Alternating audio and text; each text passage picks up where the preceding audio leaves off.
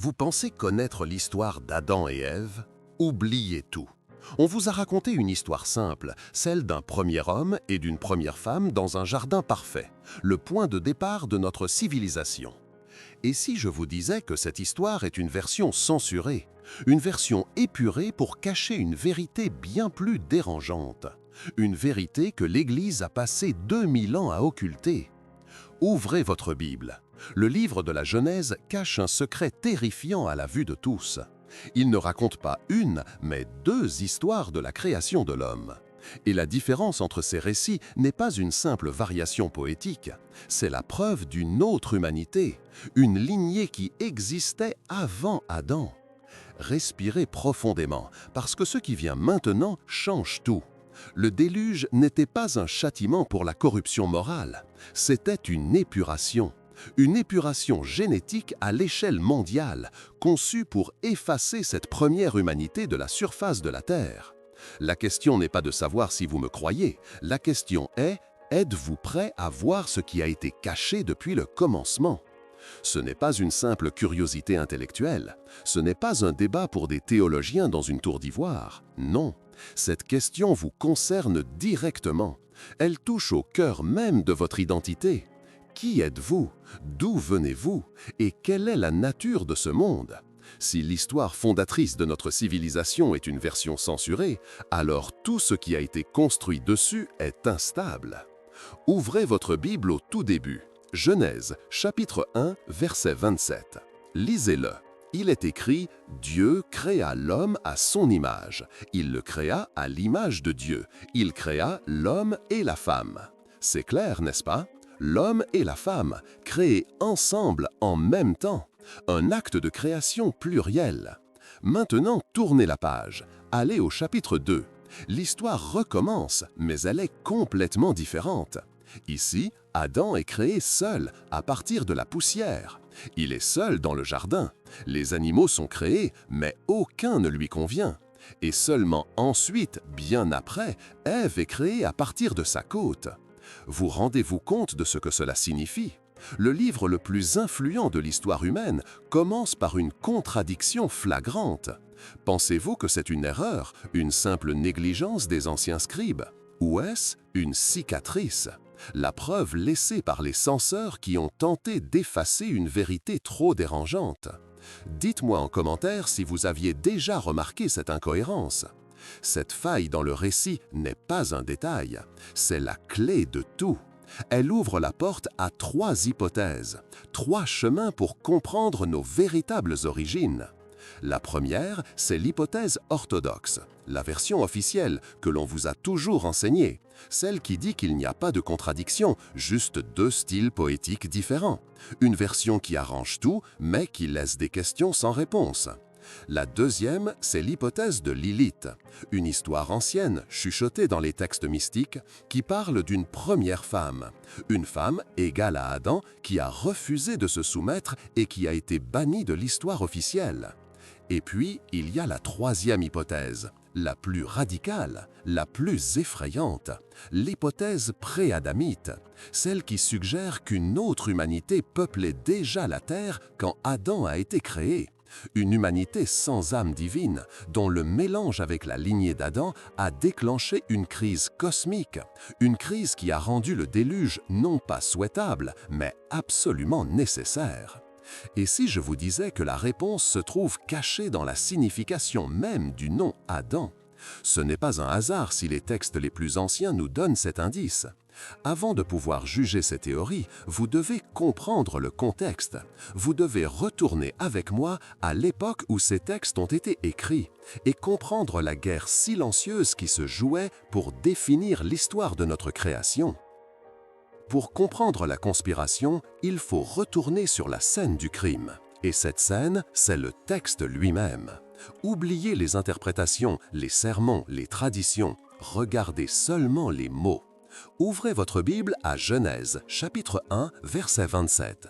Relisez ce verset, mais maintenant lentement. Dieu créa l'homme à son image. Il le créa à l'image de Dieu. Il créa l'homme et la femme. Notez bien, c'est un acte de création au pluriel. L'homme et la femme, créés ensemble au même moment. Il n'y a pas de séquence, pas de solitude, pas de côte manquante. C'est une création simultanée, complète. C'est le couronnement du 6e jour. Vous comprenez? L'humanité dans son ensemble est créée d'un seul souffle. Mettez la vidéo en pause et réfléchissez avec moi. Si l'histoire s'arrêtait là, tout serait simple. Mais elle ne s'arrête pas. Tournez la page, allez au chapitre 2, et là, tout bascule. Le récit ne continue pas, il recommence, et il est radicalement différent. Lisez le verset 7. L'Éternel Dieu forma l'homme de la poussière de la terre. Il souffla dans ses narines un souffle de vie, et l'homme devint un être vivant. Vous voyez la différence? Ici, il n'est plus question de l'homme et la femme. Il est question d'un homme, seul, formé à partir d'un matériau spécifique. Et voici le détail que presque personne ne remarque. Le mot hébreu pour terre ou glaise est Adama. L'homme qui est créé ici est appelé Adam. Adam vient de l'Adama. Il n'est pas juste l'homme au sens universel. Il est le terreux, celui qui est tiré du sol. Ce n'est pas un hasard si le texte insiste sur son origine matérielle. Vous rendez-vous compte de ce que cela signifie? Le premier récit nous donne une humanité céleste, créée à l'image de Dieu. Le second nous donne un homme terrestre, façonné dans l'argile. Et l'histoire continue de diverger. Dans ce deuxième récit, cet Adam est seul. Dieu lui-même le dit au verset 18. « Il n'est pas bon que l'homme soit seul. » Alors Dieu crée les animaux, mais aucun ne lui convient. C'est seulement après tout cela, bien après, qu'Ève est créée, non pas de la terre, mais de la côte d'Adam. Alors je vous pose la question, comment concilier ces deux versions? L'Église n'a jamais voulu que vous vous attardiez sur cette question. On vous a dit que ce sont deux styles poétiques, deux angles différents pour raconter la même histoire. Mais cette réponse est-elle suffisante pour vous? Ou est-ce une façon commode d'étouffer une vérité dérangeante? Ceci change tout ce qu'on vous a enseigné sur vos origines. Car si ce ne sont pas deux versions de la même histoire, alors ce sont deux histoires différentes. L'histoire d'une première création, l'humanité de Genèse 1, et l'histoire d'une seconde création, celle de cet homme spécifique, Adam, l'homme de la glèbe, de l'Adama. La question n'est donc plus comment Adam et Ève ont-ils été créés. La vraie question, la question interdite est qui étaient les hommes et les femmes créés avant Adam? Face à cette contradiction, quelle est la réponse officielle? Quelle est la version que l'on vous a servie pendant des siècles pour apaiser vos doutes? C'est notre première théorie, l'hypothèse orthodoxe. La plupart des théologiens et des pères de l'Église vous diront qu'il n'y a aucune contradiction. Ils affirment que les deux récits de la Genèse sont simplement deux perspectives sur un seul et même événement. Le chapitre 1, disent-ils, est la vue d'ensemble, le grand tableau poétique et majestueux de la création, une sorte de prologue cosmique. Le chapitre 2, lui, serait un zoom, un récit plus intime, plus narratif, qui se concentre sur les détails de la création de l'homme et de la femme dans le jardin. C'est une explication élégante, n'est-ce pas? Elle a le mérite de préserver l'unité du texte. Elle lisse les aspérités et maintient une histoire simple et cohérente. Un seul homme, Adam, et une seule femme, Ève, sont à l'origine de toute l'humanité. Point final. C'est la version que l'on vous enseigne à l'école du dimanche, celle qui sert de fondation au dogme du péché originel. Si toute l'humanité descend d'un seul couple, alors le péché de ce couple se transmet logiquement à tous. C'est simple, c'est net, c'est contrôlable. Mais voici le problème que personne ne mentionne. Cette explication, si commode soit-elle, ne tient pas la route face à d'autres passages du texte. Elle crée plus de questions qu'elle n'apporte de réponses. Par exemple, après avoir tué Abel, Caïn est banni, et il dit en Genèse 4, verset 14, « Quiconque me trouvera me tuera ». Qui pourrait le tuer si ses seuls parents et lui étaient les seuls humains sur terre? Et juste après, au verset 17, il prend femme et bâtit une ville. Avec qui? Pour qui? Vous rendez-vous compte de ce que cela signifie? Le texte lui-même suggère l'existence d'autres peuples. L'hypothèse orthodoxe est forcée de dire que ce sont les autres enfants d'Adam et Ève, leurs propres sœurs. Mais le texte ne le dit pas, c'est une rustine que l'on ajoute pour colmater une brèche. Et si je vous disais que ce n'est que le début des incohérences? Cette vision harmonieuse vole en éclats quelques pages plus loin. Et c'est là que tout devient vraiment troublant. Car pour expliquer la corruption qui mène au déluge, la version officielle est obligée de minimiser l'un des versets les plus terrifiants de toute la Bible. Un verset qui parle d'une union contre nature, une union qui ne peut s'expliquer par un simple récit poétique. Et c'est là que nous entrons dans le territoire de la première femme, la femme bannie de l'histoire. Si la version officielle est une impasse, où cherchons-nous la vérité? Nous la cherchons dans les murmures, dans les textes que l'on n'a pas voulu inclure dans le canon. C'est là que nous trouvons notre deuxième théorie, l'hypothèse de Lilith. Et si je vous disais que la femme créée en même temps que l'homme dans Genèse 1 n'était pas Ève? Et si cette première femme a été volontairement effacée de l'histoire? Respirez profondément, car ce qui vient maintenant est une histoire que les scribes ont tenté d'enterrer pendant des millénaires. Cette histoire ne se trouve pas dans votre Bible, mais dans anciens textes mystiques juifs, comme l'alphabet de Ben Sira. Selon ces traditions, la première femme d'Adam s'appelait Lilith. Elle n'a pas été créée à partir de sa côte, non. Elle a été créée comme lui, de la même terre, de la même Adama. Elle était son égale. Et c'est là que le conflit a commencé. Adam, insistant sur sa primauté, a exigé qu'elle se soumette à lui. Mais Lilith a refusé. « Nous sommes égaux », aurait-elle dit, car nous avons tous les deux été créés de la terre. Face à ce refus d'obéissance, elle prononça le nom ineffable de Dieu et s'enfuit du jardin d'Éden. Vous rendez-vous compte de ce que cela signifie? Cette théorie offre une solution spectaculaire à la contradiction des deux récits. Lilith serait la femme anonyme de Genèse 1, créée en même temps que l'homme.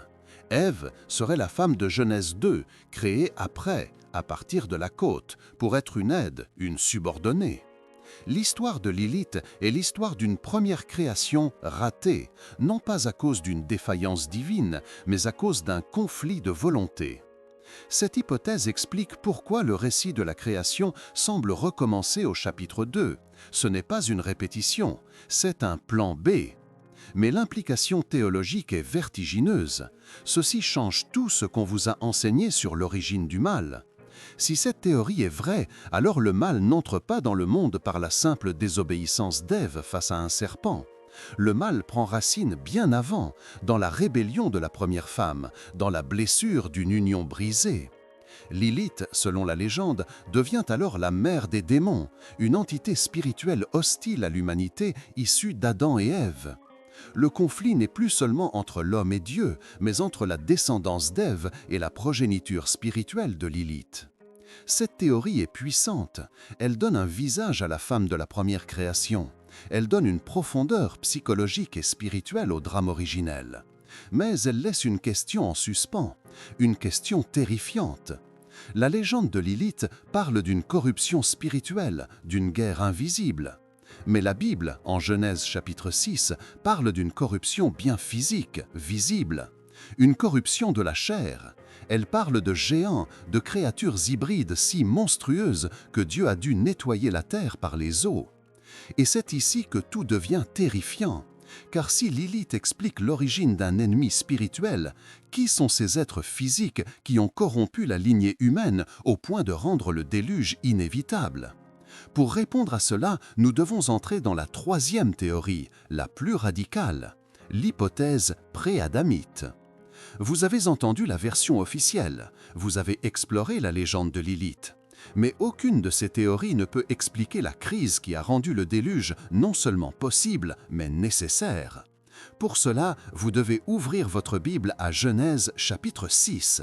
Faites-le maintenant, allez-y. Genèse 6, les 4 premiers versets. L'Église a passé 2000 ans à essayer de minimiser ce passage, à le spiritualiser, à le transformer en une simple allégorie. Mais les mots sont là, gravés dans le texte. Lisez-les avec moi. Lorsque les hommes eurent commencé à se multiplier sur la face de la terre et que des filles leur furent nées, les fils de Dieu virent que les filles des hommes étaient belles, et ils en prirent pour femmes parmi toutes celles qu'ils choisirent. Les géants étaient sur la terre en ces temps-là, et même après que les fils de Dieu furent venus vers les filles des hommes et qu'elles leur eurent donné des enfants, ce sont ces héros qui furent fameux dans l'Antiquité. Arrêtez-vous là. Mettez la vidéo en pause et réfléchissez avec moi. Le texte ne parle pas d'une corruption morale abstraite, il parle d'un acte concret, physique, une union, une hybridation. Les fils de Dieu se mêlent aux filles des hommes, et le résultat de cette union, des Néphilim, des géants, des héros de l'Antiquité. Qui sont ces fils de Dieu, ces Benaïa Elohim en hébreu? D'où viennent-ils? La version orthodoxe vous dit qu'il s'agit de la lignée de Seth se mélangeant à celle de Caïn. Mais est-ce que cela a un sens? Un mariage entre cousins produirait-il une race de géants? Non, c'est une explication faible, conçue pour cacher une vérité bien plus effrayante. Et si je vous disais qu'il existe un livre, un texte si ancien et si dérangeant qu'il a été banni du canon biblique par presque toutes les traditions? Un livre qui a failli entrer dans la Bible, mais qui a été jugé trop explosif. Ce livre, c'est le livre d'Hénoch. Ce n'est pas un hasard si ce texte a été retrouvé parmi les manuscrits de la Mer Morte, préservés par des communautés qui attendaient la fin des temps. Le livre d'Hénoch ne se contente pas de mentionner les fils de Dieu, il leur donne un nom, il les appelle les veilleurs. Selon Hénoch, 200 de ces êtres célestes, menés par un chef nommé Semiatza, ont fait un pacte. Ils ont désobéi à Dieu, sont descendus sur le mont Hermon et ont pris des femmes humaines. Ils ont enseigné à l'humanité des secrets interdits, la sorcellerie, l'astrologie, la fabrication d'armes. Et de leurs unions sont nés les géants, les Néphilim, une race hybride qui a dévoré les ressources de la terre et corrompu toute chair. Vous rendez-vous compte de ce que cela signifie? Le déluge n'était plus un simple châtiment, c'était une mesure de quarantaine, une chirurgie cosmique pour exciser un cancer génétique qui menaçait de détruire la création tout entière. Respirez profondément parce que ce qui vient maintenant est le point de rupture. Le livre d'Hénoch nous donne une réponse, mais il soulève une question encore plus terrible. Il les appelle des veilleurs, des anges déchus. Mais le texte de la Genèse, le texte canonique, utilise une autre expression, « fils de Dieu ». Pourquoi cette différence? Et si la veilleure d'Hénoch et les fils de Dieu de la Genèse n'étaient pas exactement la même chose? Et si la vérité était encore plus proche de nous, encore plus liée à Adam lui-même? Vous avez attendu plus de 15 minutes. Maintenant, je vais vous révéler le secret que cache l'expression « Benaï à Elohim ». Ce n'est pas ce que vous croyez. Et quand vous comprendrez qui ils étaient vraiment, vous ne lirez plus jamais la Bible de la même manière. La légende de Lilith est fascinante. Elle explique une guerre spirituelle, une rébellion originelle. Mais elle ne répond pas à la question la plus matérielle, la plus charnelle. Qui étaient les géants? Comment une entité spirituelle aurait-elle pu engendrer une corruption physique si massive qu'elle a exigé un déluge? Et c'est ici que nous devons abandonner les légendes et nous confronter à la théorie la plus radicale, la plus censurée de toutes, l'hypothèse pré-adamite. La plupart des théologiens évitent d'en parler parce que ses implications sont cataclysmiques. L'idée est simple et terrifiante. Quand Dieu a créé Adam, l'homme de la glaise, la terre n'était pas vide. Une autre humanité, une race proto-humaine existait déjà. Vous vous souvenez de la contradiction entre Genèse 1 et Genèse 2? Voici la solution. Genèse 1 décrit la création de cette humanité primordiale, créée homme et femme, à l'image de Dieu, mais sans le souffle divin personnel, la Neshama. Genèse 2 décrit un acte de création différent, spécial, la création d'Adam, un être unique, une passerelle dans lequel Dieu a insufflé son propre esprit. Vous rendez-vous compte de ce que cela signifie? Caïn n'avait pas peur de fantômes, il avait peur de ses autres peuples. Il n'a pas bâti une ville pour sa famille immédiate, il l'a bâtie au milieu d'une civilisation préexistante. Toutes les incohérences du texte s'évanouissent. Mais alors, la question la plus explosive demeure. Si les fils des hommes de Genèse 6 étaient les descendantes de cette race pré-adamite, qui étaient les fils de Dieu? Vous avez attendu près de 20 minutes. Le moment est venu de vous révéler la vérité que 2000 ans de dogmes ont tenté d'ensevelir. Ce secret change absolument tout. Les fils de Dieu, les Bnei Ha-Elohim en hébreu, n'étaient pas des anges déchus descendant du ciel. La vérité est bien plus proche, bien plus intime et bien plus dérangeante. Respirez profondément parce que ce qui vient maintenant est le cœur du secret. Les Bnei Ha-Elohim étaient les premiers descendants d'Adam lui-même. Mettez la vidéo en pause et réfléchissez avec moi. Adam, le premier homme doté de l'étincelle divine, ne s'est pas d'abord uni à Ève, il s'est d'abord uni à cette humanité préexistante. Ses premiers enfants n'étaient ni Caïn ni Abel, ses premiers enfants étaient ses fils de Dieu. Une lignée surpuissante, dotée de l'intelligence et de la force de leur père Adam, mais sans l'héritage spirituel qui viendrait plus tard par la lignée d'Ève et de Seth. Ils étaient des hybrides, des géants, des héros de l'Antiquité, puissants mais spirituellement vides. Et quand vous comprenez cela, tout le récit du déluge bascule. Ce n'était pas un châtiment pour la corruption morale, c'était une épuration génétique, une opération chirurgicale cosmique désespérée pour sauver la fragile lignée de Seth, la seule porteuse de la promesse divine, qui était sur le point d'être totalement absorbée, effacée par la puissance et le nombre de cette première descendance adamique. Dieu n'a pas détruit le monde par colère, il l'a nettoyé par nécessité. Il a appuyé sur le bouton de réinitialisation pour préserver la seule lignée capable de porter son plan à terme. Ceci change tout ce qu'on vous a enseigné sur la justice de Dieu. La question n'était pas le bien contre le mal, la question était la survie d'une lignée spirituelle contre une lignée de puissance pure, la survie de l'âme contre la chair. Vous comprenez maintenant? Ce n'est pas une simple réinterprétation, c'est la clé de voûte qui maintient tout l'édifice biblique. L'histoire de l'humanité depuis le tout début n'est pas une histoire de bien contre mal, c'est l'histoire de deux lignées, deux descendances d'Adam en berre silencieuse pour l'avenir de la planète. La première lignée, celle des fils de Dieu, est la lignée de la puissance.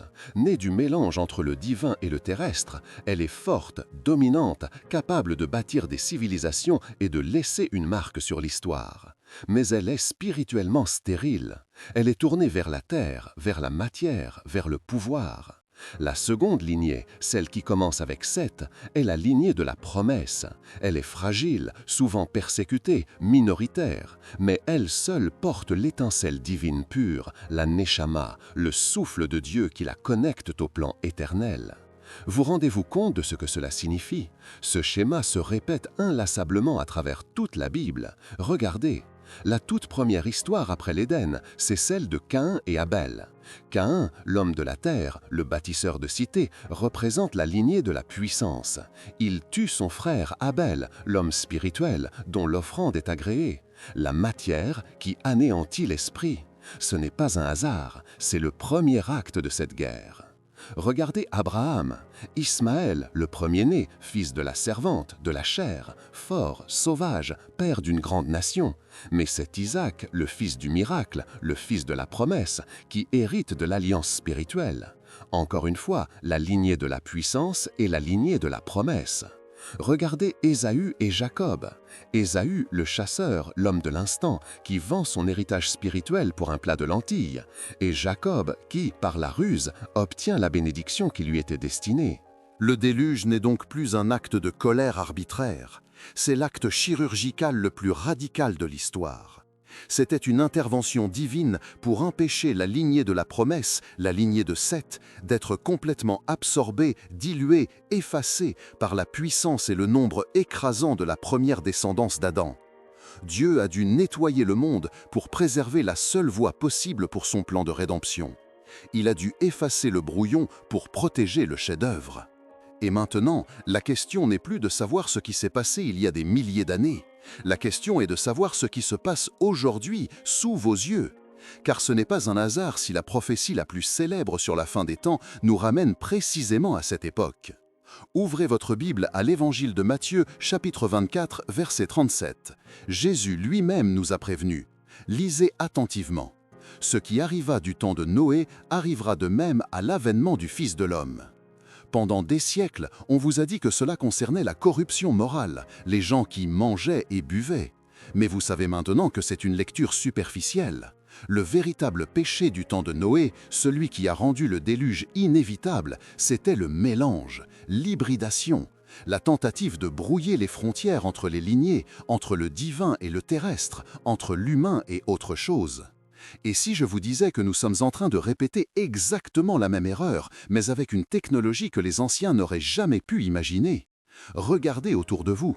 Le génie génétique ne se contente plus de soigner des maladies, il promet d'améliorer l'humain, de créer une version 2.0 de notre espèce. Le transhumanisme n'est plus de la science-fiction, c'est un projet financé à coups de milliards qui cherche à fusionner l'homme et la machine, à créer des cyborgs, à abolir la mort elle-même. Et l'intelligence artificielle, cette nouvelle conscience que nous créons, n'est-ce pas la tentative ultime de se faire démiurge, de créer une intelligence rivale, une nouvelle forme de vie? Vous rendez-vous compte de ce que cela signifie? L'humanité est à nouveau en train de jouer avec le feu de la création. Nous ne cherchons plus seulement à dominer la Terre, nous cherchons à la repeupler avec une nouvelle race, une race de notre propre conception, une nouvelle lignée de la puissance. Alors la question n'est plus historique, elle est personnelle, et elle est pour vous maintenant. Face à cette nouvelle tour de Babel technologique, quelle lignée choisissez-vous? La lignée de la puissance qui promet l'immortalité par le silicium et la perfection par la modification génétique, la voie de ceux qui veulent devenir leur propre Dieu, ou la lignée de la promesse qui reconnaît la fragilité de la condition humaine comme une part essentielle de son identité spirituelle. La voie de ceux qui placent leur confiance non pas dans la puissance de l'homme, mais dans le plan divin. Commentez dans les commentaires quelle sera votre décision, car ce choix, que vous le réalisiez ou non, vous le faites chaque jour. Vous êtes parti d'une simple histoire, celle d'Adam et Ève dans un jardin, et vous êtes arrivé ici. Vous avez vu la fissure dans le texte sacré, la contradiction que l'on a tenté de vous cacher pendant 2 millénaires. Vous avez traversé les théories, de la version officielle à la légende de Lilith, pour finalement affronter la vérité la plus dérangeante, celle d'une humanité pré-adamite et d'une guerre génétique qui a provoqué le déluge. Ce n'est plus une histoire, c'est votre histoire. Le choix que je vous ai présenté n'est pas une métaphore, c'est la décision que notre civilisation est en train de prendre en ce moment même. La lignée de la puissance qui cherche à transcender l'humanité par la technologie, ou la lignée de la promesse qui cherche la transcendance par l'esprit. Il n'y a pas de terrain neutre. Le silence est un choix. L'inaction est un choix. Si cette vidéo a ouvert une brèche dans votre vision du monde, si elle vous a forcé à vous poser des questions que vous n'aviez jamais osé formuler, alors votre voyage avec nous ne fait que commencer. Ne laissez pas cette révélation se perdre. Agissez. Premièrement, abonnez-vous à cette chaîne pour ne pas être coupé de la suite. Deuxièmement, activez la cloche des notifications, car l'algorithme ne vous montrera pas toujours la vérité. Troisièmement, partagez cette vidéo avec au moins une personne qui, selon vous, est prête à voir au-delà du voile. Et enfin, déclarez votre choix. Commentez puissance ou promesse pour que nous sachions de quel côté de l'histoire vous vous tenez. Dans la prochaine vidéo, nous allons révéler pourquoi le déluge a été un échec. Parce que les Néphilim, les géants, n'ont pas tous été anéantis. Le texte biblique lui-même le dit. Ils étaient déjà en train de se cacher, de survivre, de préparer leur retour pour achever la guerre génétique. Et tout a commencé avec l'arche de Noé elle-même. Ne manquez pas cet épisode parce que ce que vous découvrirez va changer votre perception de chaque guerre et de chaque héros de l'Ancien Testament.